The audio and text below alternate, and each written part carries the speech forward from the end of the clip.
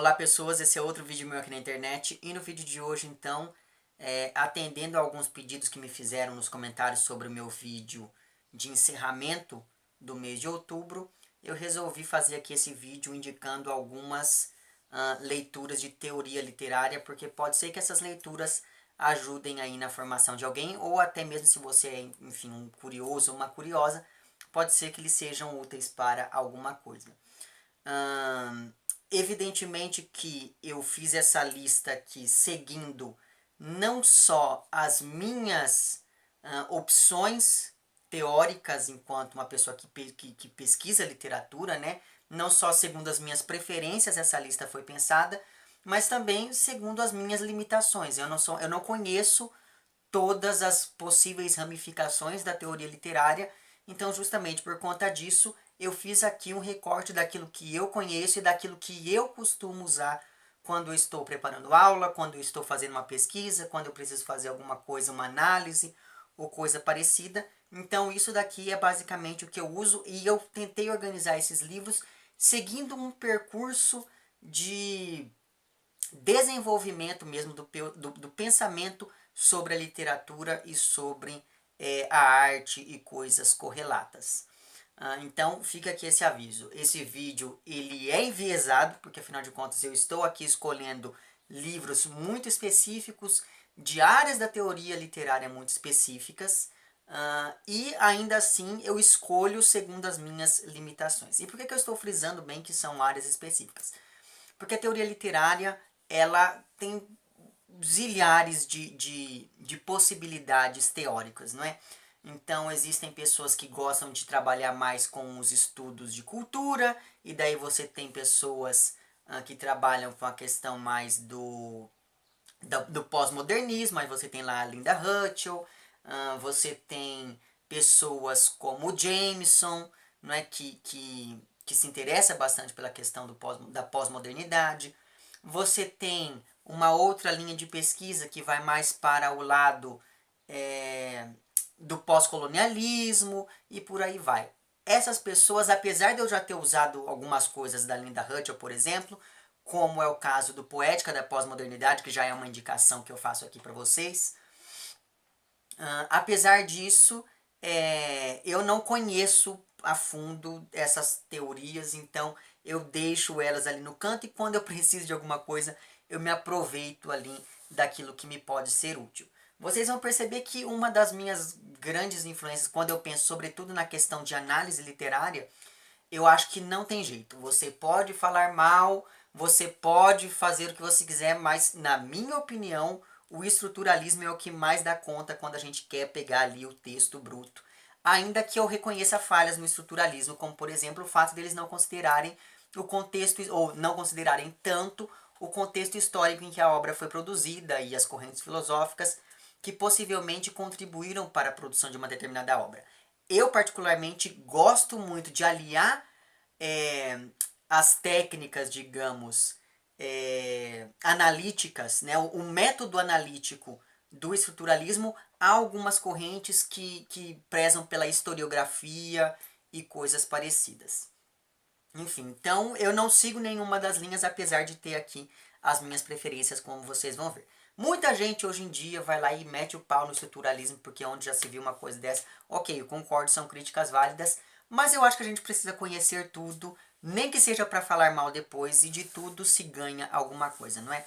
Enfim, esse primeiro bloco, digamos, de leituras teóricas que eu vou indicar, considerando ainda lá a Poética da Pós-Modernidade da Linda Hutchell, esse primeiro bloco é um bloco que ele vai lá na raiz da questão mesmo, do que é literatura e esse tipo de coisa. E daí, sempre, e isso não vai ser uma surpresa para muita gente, né? Eu sempre gosto de começar lá no Aristóteles e no Platão. Só que antes de eu indicar aqui as poéticas e etc., eu gostaria de indicar um livro do Humberto Eco chamado Seis Passeios pelos Bosques da Ficção, porque este daqui é um texto extremamente didático, pelo menos na minha opinião, ele é um texto bem didático. E ele é um texto que ele te pega pela mão mesmo e vai te mostrando as possibilidades de entender aquilo que a gente chama de ficção.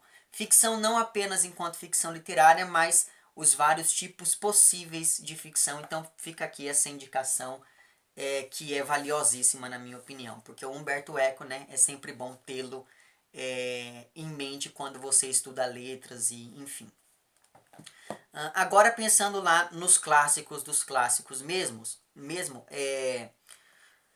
eu acho que não tem como escapar de um livrinho do Platão, né? Essa minha edição aqui é uma edição bem fuleira, bem velha, bem antiga, que é a República, né? A República ela é o terceiro diálogo platônico, se não me engano, mas eu não recomendo assim, é claro, se você quiser ler toda a República, faça isso. Mas eu recomendo fortemente 2 capítulos deste livro, que na minha opinião são muito importantes para que a gente entenda a questão da representação, que em literatura é uma das questões fundamentais, né? Esses 2 capítulos são então o capítulo 7, que é o capítulo em que o Platão vai falar sobre a alegoria da caverna, não sei se vai dar para vocês enxergarem aí, mas enfim, o capítulo 7 então, e eu recomendo que vocês leiam também o capítulo 10, que é o capítulo em que ele vai falar da questão da arte enquanto imitação. E aqui tem uma daquelas famosas frases do Platão, que é: as imitações poéticas são nocivas ao espírito dos ouvintes. Então é a partir dessas reflexões aqui do Platão que eu gosto de organizar o pensamento sobre o que é literatura, etc. Porque tudo começa de um certo modo aqui. Então, segunda indicação, ou terceira, se você for contar lá, a Linda Hutchell, é aqui a República do Platão. E daí, evidentemente, contrapondo-se ao Platão, nós temos aquele seu, né, discípulo ali, que é o Aristóteles. Eu tenho 3 edições aqui da Poética do Aristóteles.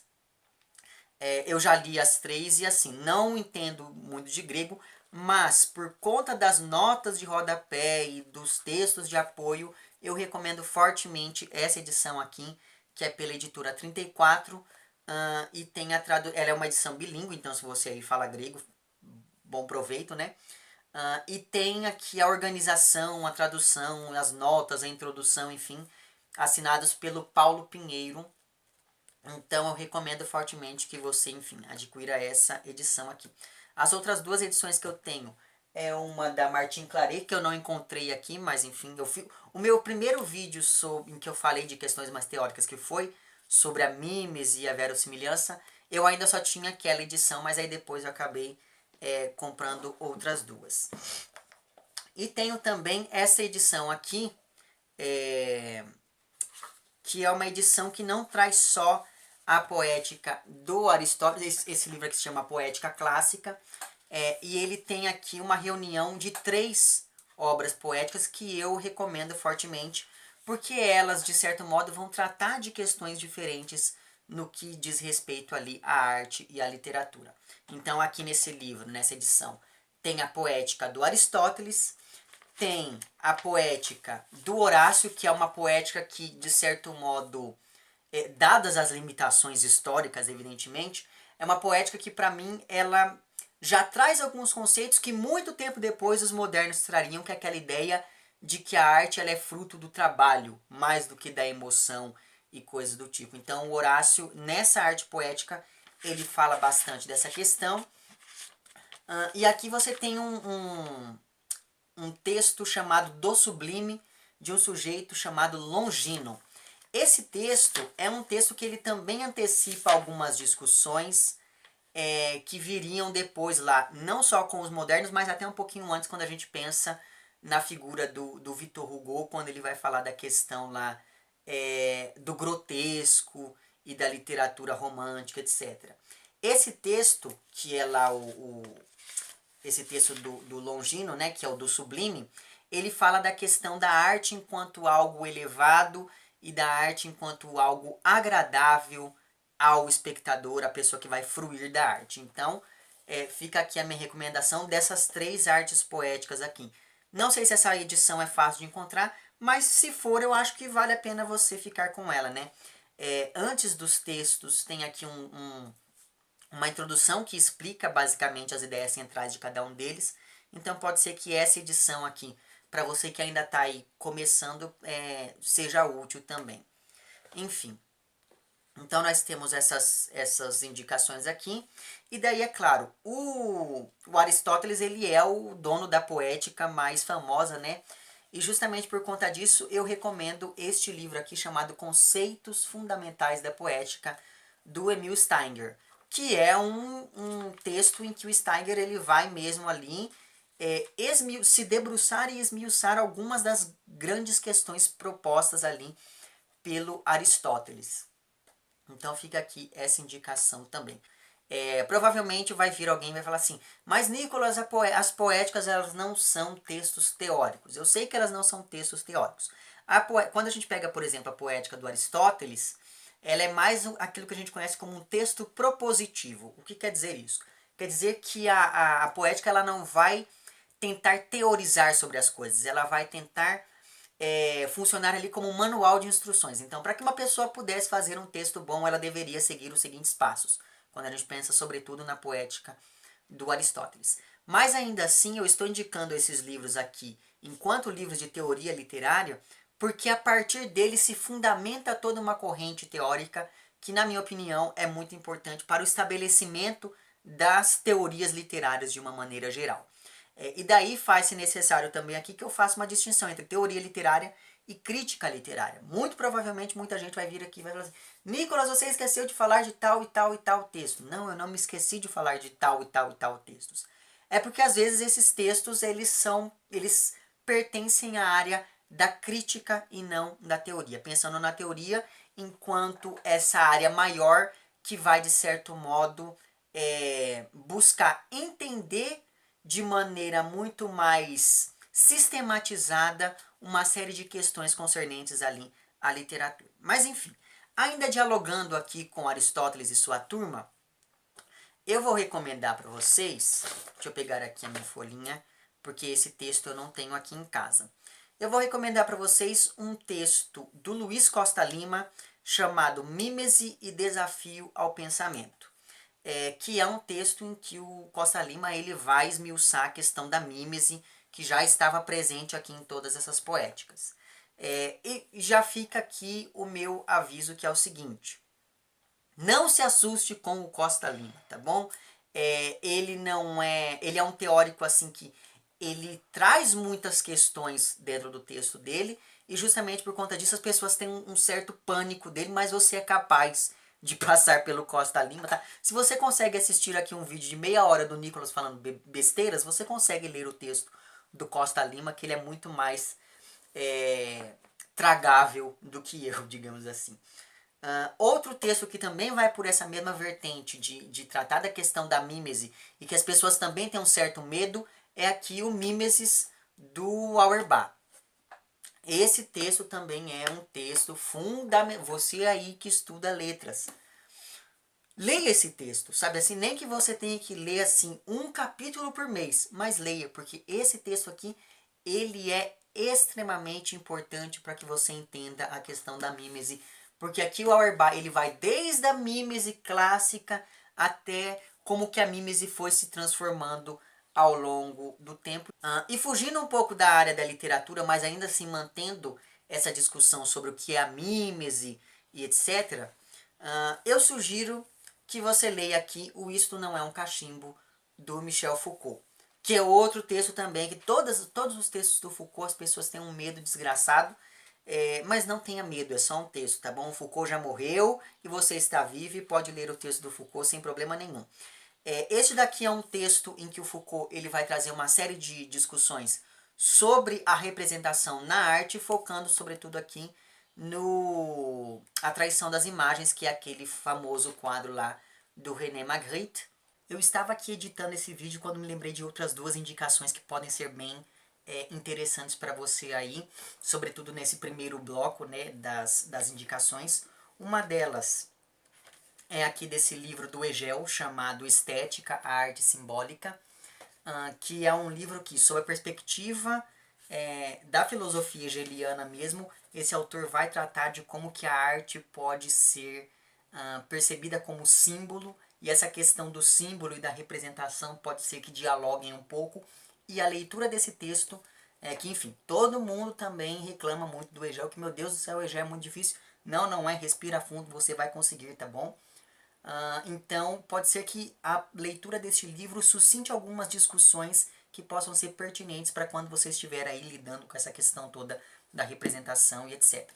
Outro livro que eu também indico fortemente, que é um livro do Foucault, e foi por isso que eu me lembrei desses dois, é aqui As Palavras e as Coisas, que é o famoso livro que tem lá o ensaio do Foucault sobre as meninas. Então, assim, digamos que você não queira ler o livro inteiro, não tem problema. Leia nem que seja essa primeira parte, que é esse ensaio em que o Foucault fala da questão da representação aqui neste quadro do chamado As Meninas, que é um quadro lá do Velázquez.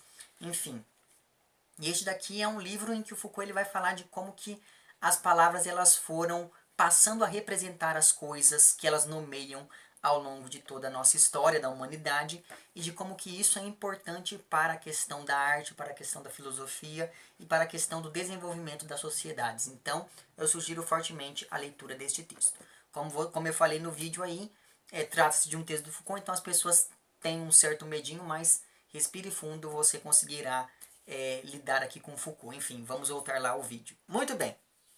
Falamos da questão do que é a ficção. Falamos da questão da representação e da mímese, da verossimilhança aqui, quando a gente pensa nessas poéticas que eu fui citando para vocês. E daí agora eu sugiro, como um livro de transição entre uma coisa e outra, este livro aqui, também do Costa Lima, e que se chama História, Ficção, Literatura. Novamente, não tenha medo. Esse daqui também é um calhamacinho, mas não tenha medo do texto. O texto não vai te morder, o texto não vai te matar. Evidentemente, se você ler o livro todo, é muito bom. Mas, sobretudo, a seção B e a seção C me parecem serem fundamentais para um estudante de letras de fato, né? Sobretudo o primeiro capítulo, né, dessa seção B, que se chama Sob o Signo da Mímese e da Fictio, é um texto em que ele vai falar dessa questão de como que a ficção foi se aliando a essa ideia da mímese. Então, enfim, sugiro... E daí, novamente, ele começa lá no Aristóteles e vem caminhando rumo a essa modernidade. Então, é um texto que eu também recomendo fortemente. E daí nós entramos na questão do romance. Porque até agora, quando a gente pensa na poética do Aristóteles, em todos esses textos que eu fui indicando, eles sempre versam sobre a questão do texto épico, né? da epopeia e por aí vai. A partir de agora vamos tratar do neto, digamos, né? Do texto épico, que é o romance. E eu acho que um dos primeiros textos que eu deveria indicar aqui para vocês é um texto do Bakhtin. Voltei e já adianto que vou voltar mais vezes, porque eu perdi algumas partes do vídeo durante a edição, mas enfim, depois do trabalho que me deu fazer esse vídeo, mas tudo bem. O texto do Bakhtin que eu havia indicado para vocês é esse daqui, chamado Estética da Criação Verbal, que é um livro, ele é um livro bem gordinho também. Essa minha edição aqui, eu não sei o nome da editora, é pela Martins Fontes, e eu indico fortemente que você leia nessa edição, porque essa edição aqui ela tem alguns extras que pode ser que, enfim, eu não sei se tem em outras, então eu sugiro que você leia nessa. Veja, Martins Fontes, você me deve, enfim, alguma coisa, porque foi uma Coca-Cola no boteco, porque eu não precisava fazer essa propaganda de graça. Mas, enfim, nesse livro aqui, o Bakhtin ele vai falar desde lá da questão do autor mesmo, enquanto pessoa extra-literária, e de como que isso vai repercutir dentro da produção literária, do discurso literário. Ele vai fazer uma análise muito interessante da questão dos personagens. Ele vai aqui revisitar em alguns pontos a obra do Dostoiévski, que vocês sabem que o Bakhtin ele tem um estudo fundamental sobre a obra do Dostoiévski, do qual eu falo mais pra frente nesse vídeo. E daí tem um momento aqui, na terceira sessão do livro, que se chama O Romance de Educação e Sua Importância na História do Realismo. E daí, esse daqui é um momento que para mim é um momento chave do livro, que é o momento em que no capítulo 1, ele vai falar da tipologia histórica do romance. E daí dentro disso ele vai falar do romance de viagem, do romance de provação e do romance biográfico. Então, ó, para você aí que, enfim, tá querendo texto teórico sobre romance, este livro aqui do Bakhtin é assim excelente, é um prato cheio para quem está estudando essas questões.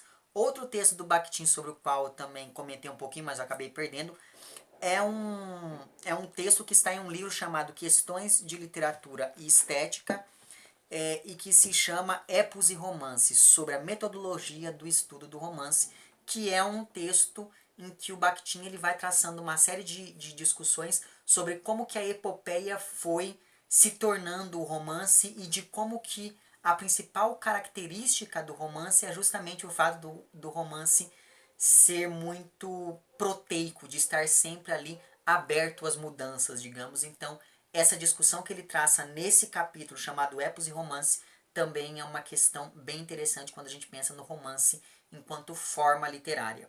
Mas enfim, então agora voltemos novamente lá ao vídeo. Muito bem, depois que você leu aí o Bakhtin, eu sugiro fortemente que você leia um texto. Se você puder ler o livro todo também, fica a seu critério, né? Mas tem um texto aqui neste livro chamado A Cultura do Romance, que é organizado pelo Franco Moretti, que infelizmente só tem um volume, né? Porque a Kozak faleceu. Que é um texto da Catherine Gallagher chamado Ficção.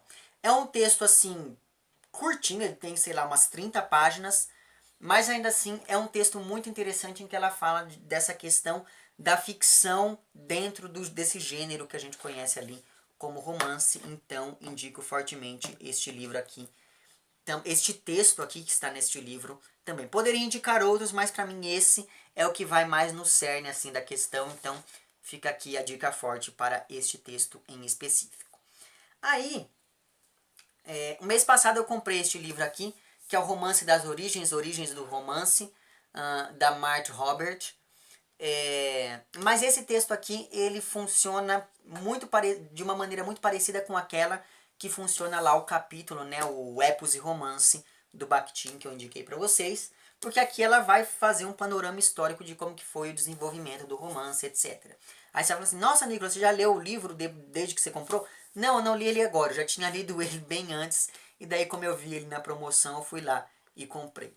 Enfim, e também porque é da Kozak, né? Então, se eu não comprasse agora, provavelmente eu não compraria nunca mais. Eu tive que parar um pouquinho aqui o vídeo porque já estava começando a cair aqui a pilha em cima do meu colo. Então, eu organizei de novo os livros aqui no lugar deles para poder continuar o vídeo. Mas enfim, já passamos então por toda aquela discussão sobre o que é a mímese, a representação, a verossimilhança lá nos clássicos e mais assim nessa modernidade. Depois falamos de como o romance é um herdeiro disso, quando a gente pensa lá no texto do Bakhtin e no Romance das Origens, Origens do Romance. De como que o romance foi se conformando a essa ideia, como que a ficção foi se conformando a essa ideia do romance, quando a gente pensa no texto lá da Gallagher. E daí, antes da gente continuar, eu sugiro fortemente que se leiam alguns textos do Walter Benjamin, que no primeiro momento você pode pensar assim, um deles pelo menos, você pode pensar assim, mas o que isso tem a ver com literatura? Esse texto em específico se chama Teses sobre o Conceito de História. É um texto dos anos 40 e que está em um livro cuja edição mais recente se chama Magia e Técnica, Arte e Política, Ensaios sobre Literatura e História da Cultura. Esse é um livro muito importante do Walter Benjamin. Alguns dos seus textos mais importantes estão dentro deste livro. E esse tese sobre o conceito de história, que é um texto que eu não tenho aqui, mas é fácil de encontrar em PDF pela internet. Ele é um texto curtinho, ele deve ter menos de 10 páginas. Esse tese sobre o conceito de história é um texto muito interessante para que a gente pense, já que nós estamos falando dessas origens do romance, etc., é um texto bem interessante para que a gente pense sobre a questão do cânone literário. Apesar dele não falar aqui do cânone em si, ele não fala de literatura nesse texto, mas ainda assim, a partir de algumas ideias que ele lança aqui, é bem interessante a gente pensar naquilo que a gente conhece como cânone e no estabelecimento do cânone de uma maneira geral. Ainda pensando ali sobre a gênese do romance, eu sugiro fortemente um texto do Pierre Bourdieu, que também é uma pessoa que as pessoas ficam assim enlouquecidas, né? Porque as pessoas falam que é um texto difícil, enfim, mas Acredite, se você passou aqui pelo Mimes, se você passou pelo Costa Lima, você vai passar pelo Bourdieu também, tá bom? E se você assiste lá meus vídeos de 1 hora, você vai conseguir passar por toda essa gente. Eu não falei pra vocês que eu ia acabar voltando aqui de qualquer jeito? Enfim, o texto do Bourdieu que eu iria recomendar para vocês é este livro aqui chamado As Regras da Arte e cujo subtítulo é Gênese e Estrutura do Campo Literário. Esse daqui é um texto que eu recomendo assim, o livro inteiro, porque existe toda uma argumentação que é estabelecida aqui e que de certo modo você precisa entender meio que a sequência, como as coisas vão, como esses argumentos vão sendo postos aqui. Então o que o Bourdieu faz aqui é, analisando o romance francês do século XIX, ele começa a tentar entender quais são essas regras da arte aqui, que nomeiam um livro, e como que de certo modo essas regras vão delimitar aquilo que a gente conhece como o campo literário ou como a literatura. Como que essas regras, que são regras externas à arte, que são regras que têm muito a ver com o mecenato dos grandes salões da aristocracia francesa, como que essas regras que são impostas ali por meio desse mecenato, de certo modo foram delimitando o que era e o que não era literatura, o que era e o que não era arte. Eu já falei algumas vezes aqui sobre este livro aqui, mas vale a pena então ressaltar que este daqui é um romance.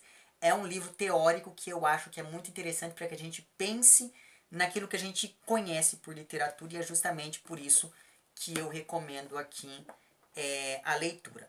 Esse daqui é um livro que ele era editado pela Companhia das Letras, mas ele não, você não encontra mais ele muito fácil, né? Mas é muito fácil de encontrar o PDF dele pela internet. Caso aí vocês se interessem e não encontrem, vocês entrem em contato comigo, porque eu tenho ele também em PDF e eu posso repassar para vocês. Enfim, voltemos lá então ao vídeo. Outro texto também do Walter Benjamin que eu sugiro a leitura é um livro mesmo chamado Escritos sobre Mito e Linguagem, que é um compilado de vários ensaios em que o Walter Benjamin vai, a partir de sua proposta teórica enquanto historiador e filósofo e etc., e sociólogo, enfim, vai tentar entender algumas questões concernentes à literatura, à arte e por aí vai. Enfim, ainda nessa mesma linha ali do Walter Benjamin, da história, da memória, enfim, eu sugiro fortemente a leitura deste livro aqui, da Jeanne-Marie Gangevin, ou Ganneban, eu acho que é assim que se pronuncia o nome dela, que se chama Lembrar, Escrever, Esquecer. A Gangevin, ela é uma grande estudiosa da obra do Walter Benjamin, inclusive ela tem um texto, um livro inteiro explicando o conceito de história para esse autor. E neste livro aqui, ela vai, desde lá das epopeias do Homero e daquele povo todo, ela vai tentando entender como é que se dá a relação entre a memória, o esquecimento e esse ato de fazer literatura. De como que a literatura vai ali se relacionar com a questão da memória, com a questão do esquecimento e com a questão do pertencimento, que é algo muito curioso aqui.